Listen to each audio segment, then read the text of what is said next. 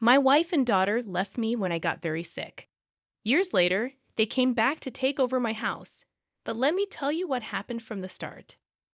First, I found out I had a serious illness called advanced Hodgkin's lymphoma. It was a shock because I've always been healthy. I ate well, stayed active, and went to the doctor regularly. The doctor said they didn't know exactly why I got sick, but there was a small chance I could survive with tough treatment. When I told my wife, Daisy, and our daughter, Luna, they were really upset. I promised them I would fight the illness with everything I had, but I worried about how it would change our family. The doctor said the treatment would be hard, and some marriages don't make it through. That night, I talked to my wife about my worries. She promised she would stay with me and help me through everything. Luckily, we were in a good financial situation. We had good insurance, savings, and money from my late grandfather. Our house was paid off, and I had money saved for Luna's college. I started chemotherapy a week later. It was really tough. When I came home, I felt exhausted. I could barely do anything, not even take care of myself. But my wife and daughter took care of me. They cooked, cleaned, drove me to the hospital, and made sure I had my medicine. I tried not to ask too much of them because I didn't want to be a burden. This went on for 2 hard months. However, things started to get tense with my wife and daughter. They seemed reluctant to help me, and my daughter stopped responding when I asked for simple things like water or some fresh air. One day, I had an early appointment for treatment, and my wife hadn't come downstairs. When I asked her about it, she just told me to take an Uber because she was tired. It was surprising and upsetting, but I didn't know what else to do, so I called for an Uber and asked the hospital for help. Luckily, the Uber driver was really kind and made sure I got to the hospital safely. When I got back home, things hadn't gotten any better. So I finally gathered the courage to talk to my wife and daughter about their behavior. They admitted they were feeling overwhelmed, and my daughter said she didn't expect me to need so much help. I suggested hiring a nurse to assist me with daily tasks and take me to my appointments. They agreed, and we found a nurse who was really helpful. But even with the nurse, my wife and daughter still seemed unhappy. My wife felt like the nurse was taking her place. I offered to let my wife take over the nurse's responsibilities if she was willing to do everything the nurse did. She agreed, but wasn't happy about it. She even suggested getting a male nurse, but there weren't any available. I tried to explain that the nurse was chosen because she had experience with patients like me. Despite my efforts to help, my wife was still upset. She thought I should be doing more for myself instead of relying on everyone else. I tried to explain that there were days when I could barely move because of the treatment, but she didn't seem to understand. Later, my mother-in-law called and complained about having another woman in her daughter's house. But technically, the house was mine before we got married. But I chose to handle the situation calmly. I explained to my mother-in-law that I needed more help than her daughter could give me, so I had to bring in a nurse to ease the burden on my family. I assured her that the nurse would only be there temporarily for the rest of my chemotherapy treatments, unless my condition got worse. She wasn't completely convinced, but she eventually left me alone. For about a week after that, things seemed normal. My treatment was going well. Then, one day after coming back from chemotherapy, I saw a moving truck outside my house. My wife and daughter had packed up and said they were going to stay with their mother. I was hurt and upset, but I was too tired to express how I felt properly. It felt especially cruel that they left right after my chemo sessions when I was at my weakest. I asked my daughter if this was what she really wanted. She said she'd rather live with her mother because it was too hard to live with me. It was heartbreaking to watch them leave, tears filling my eyes. It was exactly what I had feared when my chemo started, feeling unwanted and abandoned. In the midst of my sadness, my brother stepped in. He noticed the nurse spending extra time with me and asked if I had any family nearby who could help. My brother lived 3 hours away and had his own kids, but he offered to help. But he generously offered to take time off work to stay with me until I found a more permanent solution.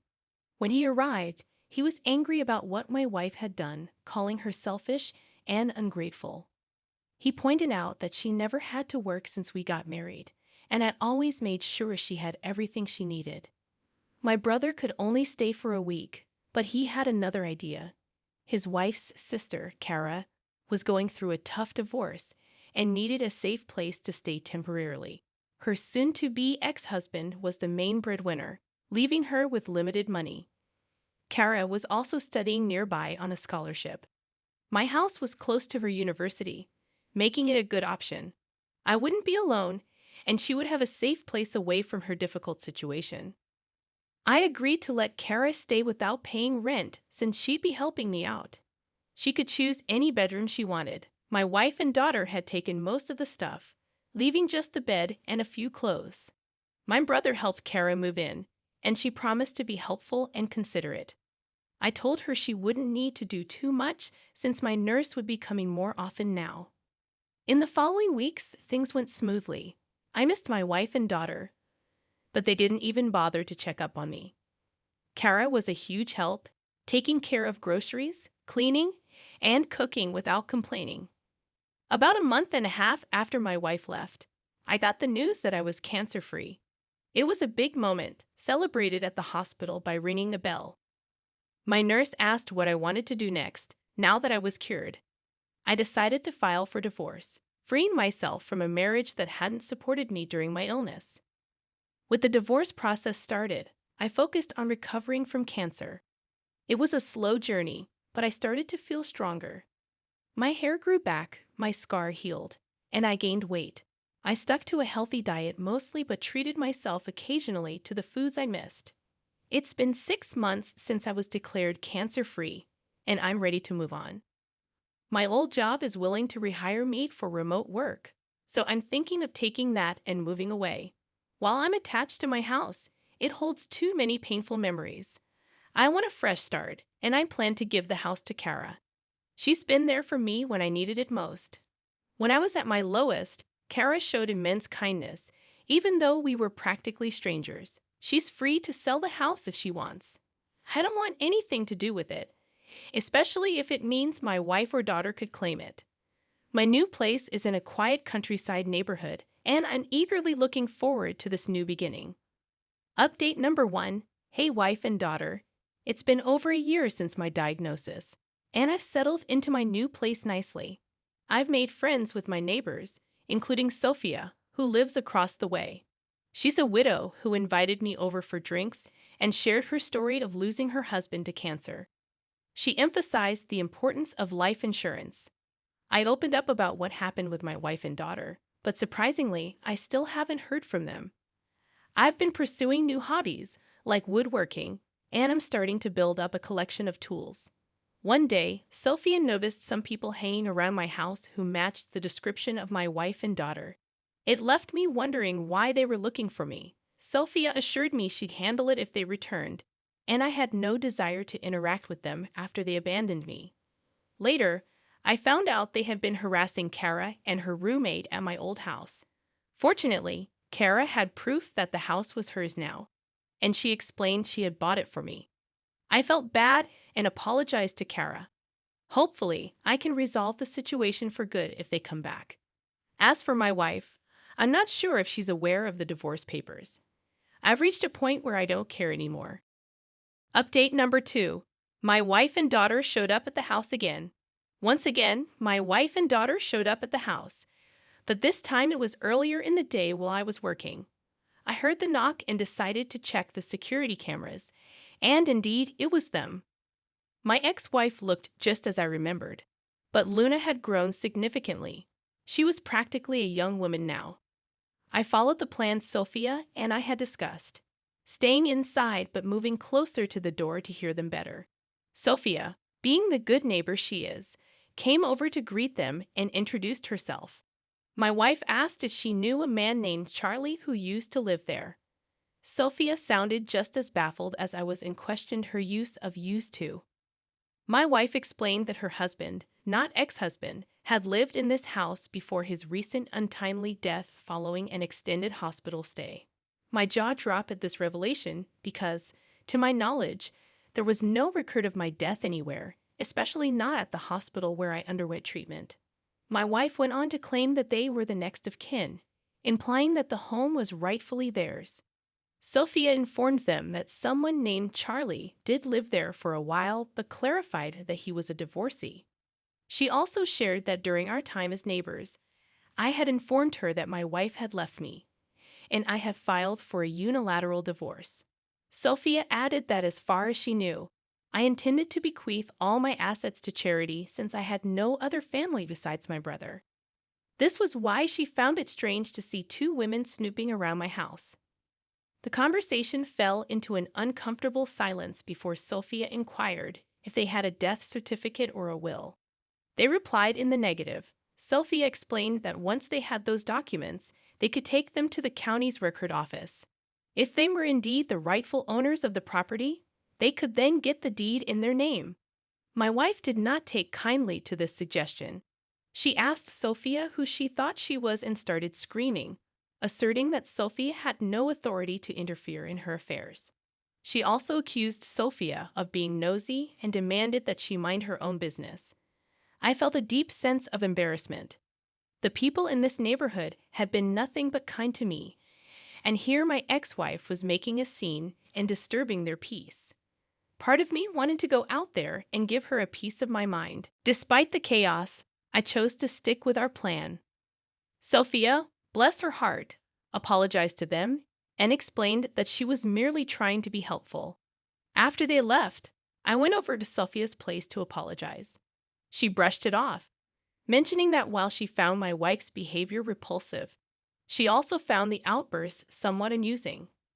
My wife came back again yesterday. I was working in my home office when I heard a loud crash.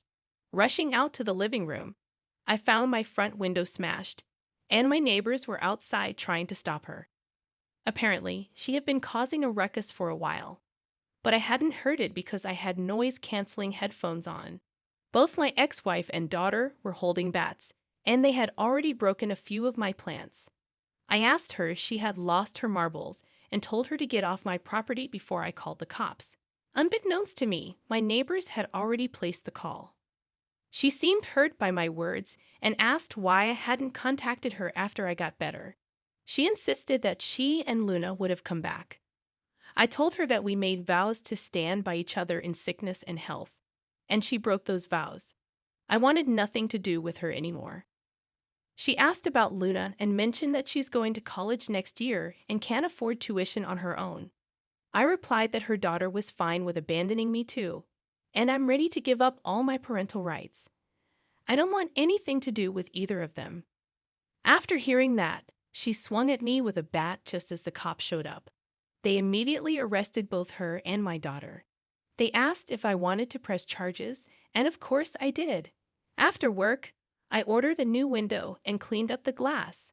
Sophia gave me some buckets to put my plants in until I can replace the pots. Curious about what brought my ex-wife back, I did some digging. It turns out her mom passed away 2 months ago, and they found out the house they had been staying in didn't belong to her or her husband. With both of my ex-wife's parents now gone, she and our daughter sold most of their belongings and have been living in a motel. When they came back to our old home and saw Kara there, they assumed I had died and went snooping around for recordings of my assets and purchases, which is how they found me. Regardless, they're facing charges of vandalism, attempted break-in, and attempted assault. Since Luna is a minor, she's receiving community service, but my ex-wife is facing time behind bars as this was clearly premeditated. I'm considering obtaining a restraining order as well. At least for now, I won't have to worry about her for a good long while.